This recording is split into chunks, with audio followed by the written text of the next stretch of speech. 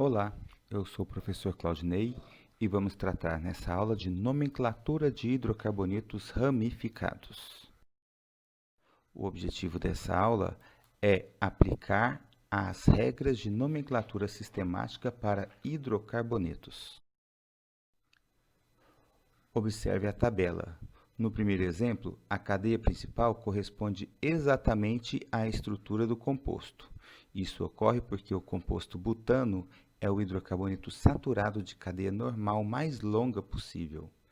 Nos outros dois exemplos, existem elementos além da cadeia principal, como ramificações e insaturações, que precisam ser identificadas para que possamos escrever a nomenclatura dos compostos corretamente. Numerando a cadeia principal.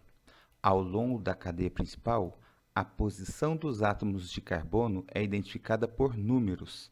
A numeração deve ser iniciada a partir da extremidade mais próxima de uma insaturação ou ramificação, nessa ordem de preferência. Primeiro a insaturação, depois a ramificação. Esse procedimento garante a atribuição dos menores números possíveis à insaturação ou ramificação. Tomemos como exemplos os casos já apresentados na tabela.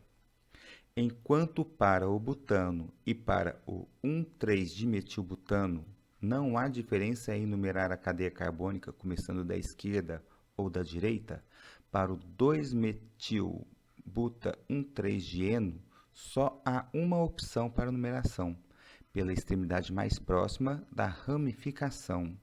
Se numerássemos a cadeia da direita para a esquerda, as insaturações ficariam com os mesmos números, porém, a ramificação estaria no carbono 3 e não no 2. A presença de ligações simples, duplas e triplas na cadeia é identificado pelos infixos simples, an, dupla, em e tripla, in. Assim, a numeração da cadeia principal usando a regra apresentada anteriormente, as insaturações presentes no composto podem ter suas posições identificadas. Vejamos alguns exemplos.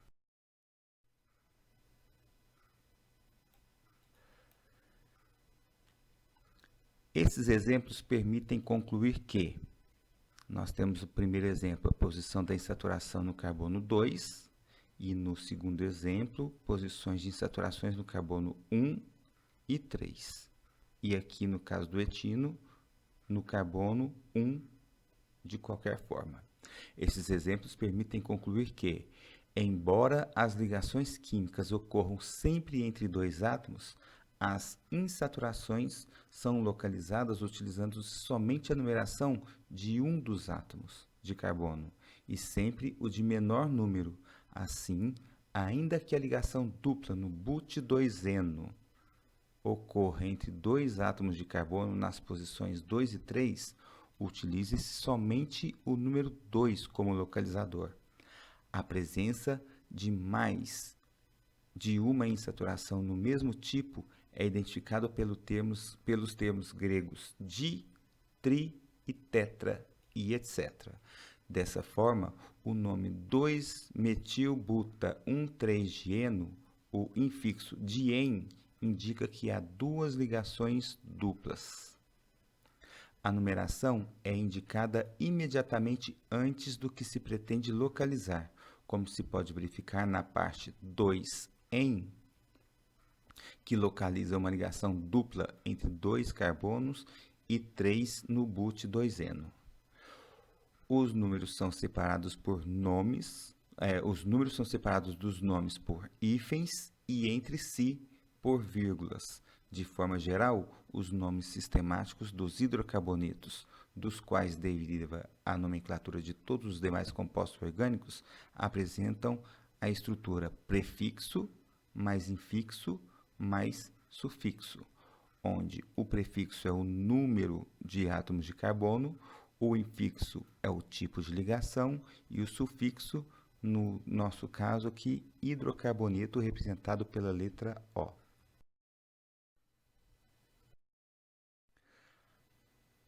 As ramificações são também chamadas substituintes, uma vez que se considera que elas substituem os átomos de hidrogênios presentes na cadeia principal do composto. Observe as formas estruturais do butano e do 2,3-dimetilbutano. Eu tenho um hidrogênio que foi substituído pela ramificação.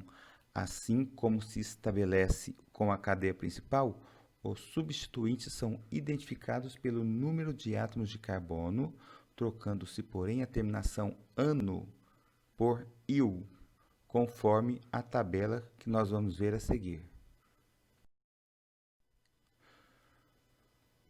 Número de átomos de carbono. Nome do substituinte, metil. 2 carbonos, etil. Quando eu tenho um hidrocarboneto com 2 carbonos, eu posso chamar ele de etano. Como ele é um substituinte, etil. E assim, 2 carbonos com dupla ligação, vinil. 3 carbonos, propil. 3 carbonos, onde tem aqui nesse carbono secundário, isopropil. Com 3 carbonos, isopropil. 4 carbonos, butil. O outro com 4 carbonos, só que com a estrutura isobutil. 4 carbonos, só que a ramificação ela sai do carbono secundário, sec-butil. 4 carbonos, quando a ramificação sai do carbono terciário, então terc-butil. Para identificarmos a localização dos grupos substituintes presentes na cadeia principal, utilizamos as mesmas regras já descritas nas insaturações. Vejamos como exemplos as fórmulas estruturais de dois compostos, o 2,3-dimetilbutano e o 2-metilbuta-1,3-dieno. Observe que ambos os compostos apresentam o mesmo substituinte, metil. Entretanto, as quantidades e posições são diferentes em cada um. Portanto, além de identificar a posição dos substituintes na cadeia principal, o uso do termo grego di serve para indicar essas quantidades.